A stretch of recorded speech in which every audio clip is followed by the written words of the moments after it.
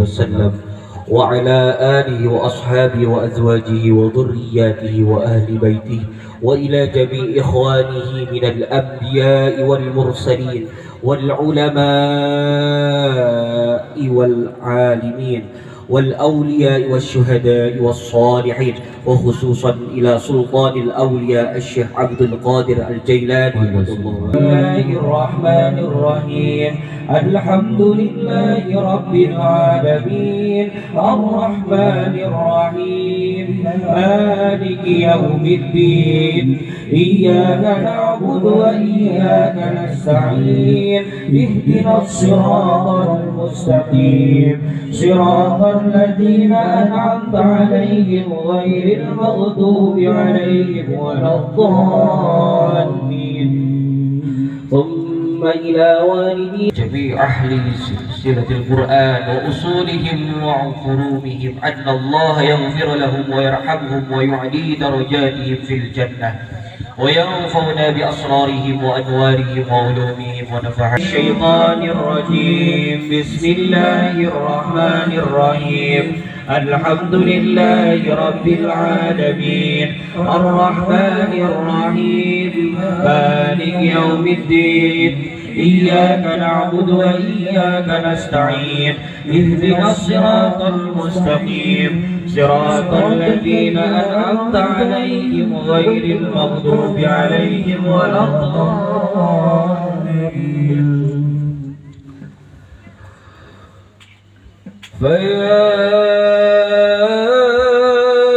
اللهم صل وسلم وبارك عليه وعلى آله ويا أيها المشتاقون إلى رؤيا ويا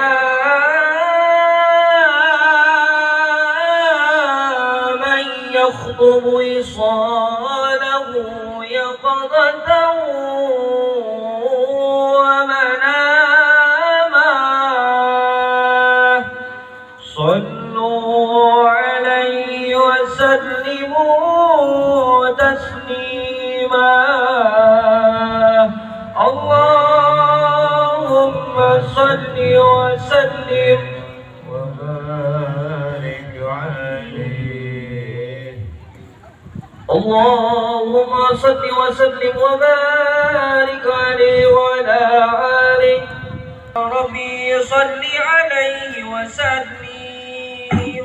يا ربي صل على محمد، يا ربي صل عليه وسلم. يا ربي بلغه الوسيلة، يا ربي خصه بالفضيلة. يا ربي صل على محمد، يا ربي صل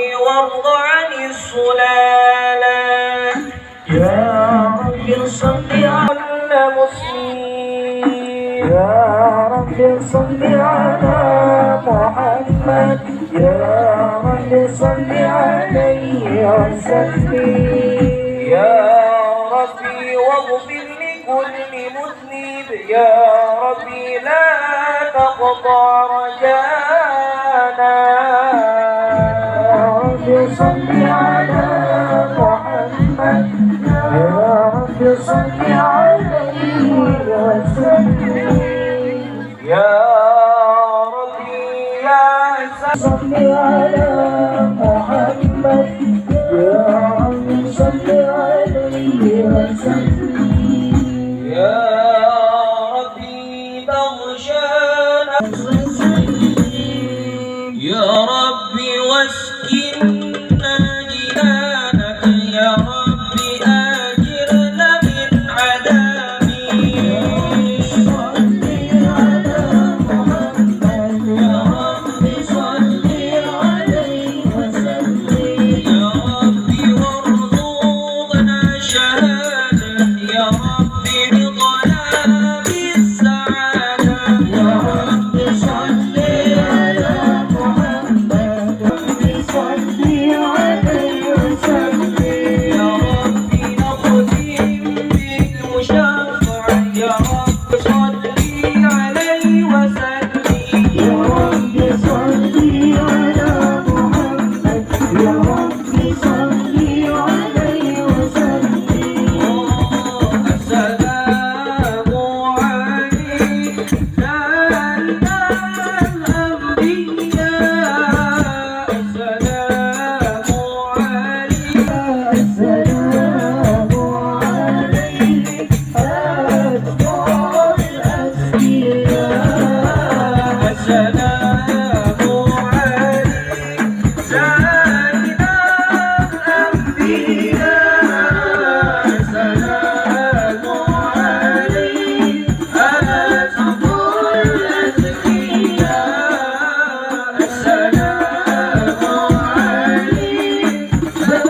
سيد الأنبياء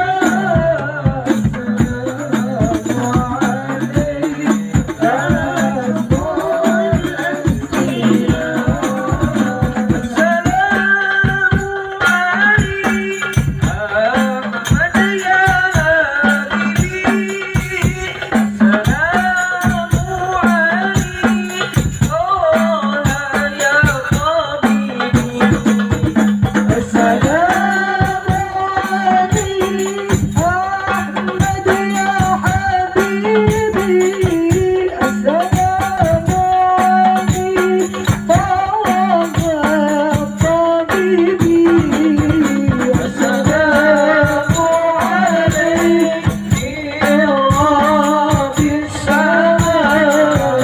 السلام عليك أجمع الأسياء السلام عليك سيد الأنبياء السلام عليك أجمع الأسياء السلام عليك سيد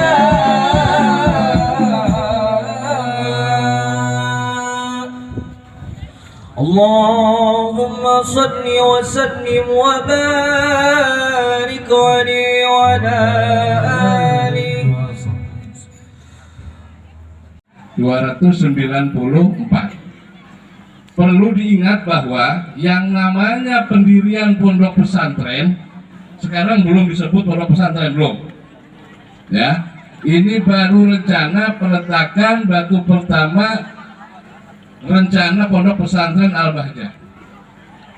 Nah, sebab aturan untuk pendirian pondok pesantren perlu saya sampaikan bahwa pemerintah sekarang sudah mengeluarkan undang-undang pesantren. Ya, jadi Ibu Bapak kalau ingin menyantrenkan anaknya, ya, memondokkan anaknya itu harus betul-betul teliti dan selektif. jangan menyantrenkan anak. Pun untuk mendirikan pondok pesantren itu ada 5 syaratnya, 5. Sok mangga ibu-ibu, bapak-bapak pilih hoyong ngadamel pondok pesantren, syaratnya 5 itu dalam undang-undang. Anu kahiji syaratna rukuna aya kiaina, aya pimpinana, aya ajenganana, aya ustadna, ya.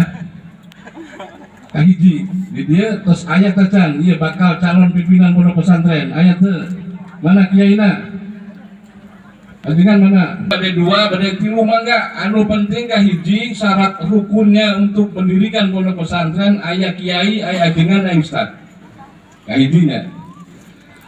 Anu kedua ayat santrina, santri ya.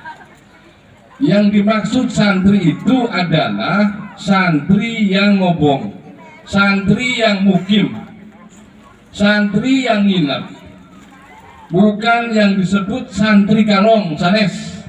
Ngan wengi wungkul, ngalong wungkul, ente mondok, ente nginep, eta ente disebut santri pesantren. Nah, ya.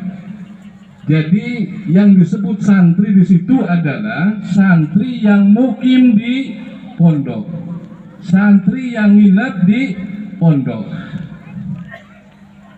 Minimal berapa Pak santrinya? Minimal 15 santri, tetapi santri yang mondok. Enggak, atau mau campuran dengan naon asal di kamarnya ulah diijigeun misi ke hamil. Nah, gitu ya, dipisahkan. Syarat kedua tadi adalah setelah kiai ada santri, minimal santri yang ngobongnya 15. Ya. Yang tidur di situ. Nggak bisa dikatakan santrinya pakasi seueur. Wengi ngaos aya 100 santri, tapi kulen teu mondok ente lain santri eta mah. Tidak termasuk dalam aturan undang-undang pesantren. Mau 1000 semalam pengajian di situ ngaji di pondok itu tapi tidak nginep, tidak disebut santri. Katakan santri di situ adalah santri yang ngaji sekaligus mondok. Namanya juga pondok pesantren. Ya. Itu yang kedua. Jadi ada kiai, ada santri, santrinya 15, kemudian santrinya nginep atau mondok di kobong. Syarat yang ketiga, rukun yang ketiga adalah ayah kobongna. Kobongna seberapa kasih kobongna mau hiji mah 2 terangkum mangga. Ini umurnya seueur artosna. Ya, didoakeun Pak Haji Amir, abdi merasa bangga, bahagia, regreg sebagai pribadi dan sebagai atas nama Kementerian Agama Kabupaten Sumedang, merasa bahagia dan memberikan apresiasi kepada Pak Haji Amir. Mudah-mudahan wakaf tanah Pak Haji Amir ini dicatat oleh Allah sebagai amal jariah Pak Haji Amir. Amin ya rabbal alamin. Mudah-mudahan ada Pak Amir, Pak Haji Amir, Pak Haji Amir yang lain yang mengikutinya. Ya, jadi yang namanya kita iri kepada kebaikan itu dibolehkan oleh agama. Ya, jangan kita iri kepada yang jelek. Tetapi kalau kita iri kepada kebaikan, kita iri kepada Pak Amir, masa Pak Amir bisa, Pak Haji Amir bisa mewakafkan tanah? Ya, kita juga harus mampu, harus bisa. Untuk apa? Untuk bekal akhirat. Insya Allah ini yang disebutkan sebagai amal jariah. Amal yang akan terus mengalir pahalanya sekalipun, mohon maaf Pak Haji Amir sudah meninggal, tetapi pahalanya akan mengalir terus. Apalagi ini dijadikan tempat ibadah, tempat untuk menuntut ilmu, tempat untuk zikir kepada Allah Subhanahu wa Ta'ala. Selagi masih ada bangunan ini terus mengalir pahalanya untuk Pak Haji Amir. Nah, ini yang harus kita iri kepada Pak Haji Amir dalam hal kebaikan untuk mewakafkan sebagian hartanya. Luar biasa. Sekali lagi Pak Haji Amir saya mengucapkan terima kasih. Jazakumullah, ahsanul jazaa. Hadirin ibu bapak rahimakumullah, karena ini wakaf sifatnya, maka ada aturan mainnya, ya. Setelah ini wakaf, tanah ini diwakafkan, maka biar kita mempunyai legalitas formal, maka Pak Haji Amir sebagai wakif, ya, itu harus memberikan kepada nadir tanah ini, apakah kepada perorangan atau kepada Yayasan Al-Bahjah, silakan. Itu harus diproses di kantor urusan agama KUA untuk mendapatkan AIW, akta ikrar wakaf. Setelah itu nanti dibawa ke kantor BPN sebagai sertifikat tanah wakaf, gratis oleh BPN kalau diwakaf, ya. Nah ini, jadi nanti kekuatan hukumnya wakafnya Pak Haji Amir betul-betul diakui oleh negara, tidak bisa digugat oleh siapapun, sekalipun oleh keluarga atau ahli waris Pak Haji Amir, tidak bisa, karena ini sudah milik Allah Subhanahu wa Ta'ala dan disahkan oleh negara melalui kantor urusan agama Kecamatan Ganias. Mangga kita mah kaki selanjutnya kita Pak Haji Amir sarang nadir nanti baik itu pribadi maupun yayasan sumping ke KUA untuk diproses. Nah ya kawan, tadi kita di atas mampir langsung ngobrol dengan Pak Kepala KUA, ya, mangga ditindaklanjuti, ngaranya sah. Nah, kemudian setelah itu terkait dengan masalah izin operasional, ya, nah itu tadi baru ada 3 persyaratan tadi. Yang keempat syaratnya untuk mendirikan pondok pesantren yaitu ayah masjid. Ayah masjidnya. Pak Haji Amir nanti di sini pondok pesantren ada ayah masjid. Ya. Mangga kita didamelkeun baik masjid maupun musola, ya, untuk apa? Masjid untuk tempat ibadah santri. Nah gitu. Ukurannya besar atau kecil itu relatif. Yang penting secara persyaratan harus ada tempat ibadahnya, baik masjid maupun musola. Dan yang kelima, rukun untuk mendirikan pesantren itu adalah ayat kitabnya, ya, ada kitab kuningnya. Ciri khas pondok pesantren itu tidak lepas daripada kitab kuning. Tidak bisa dikatakan pondok pesantren tetapi di dalamnya tidak ngaji kitab, ya. Apakah sih abdi mah mau belajar Quran saja? Nggak bisa. Itu namanya lembaga pendidikan Al-Quran. Tetapi yang namanya pondok pesantren wajib hukumnya harus belajar kitab.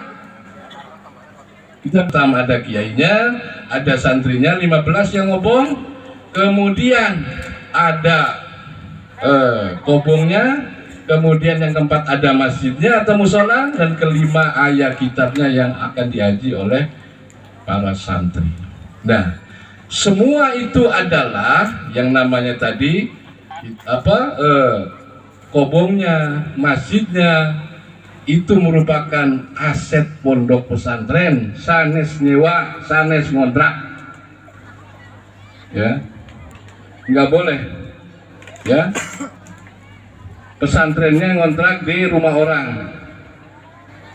kobongnya ngontrak di rumah orang, ngajuin ke Kementerian Agama, ini Pak Kasih mau ngajuin, saya tanya.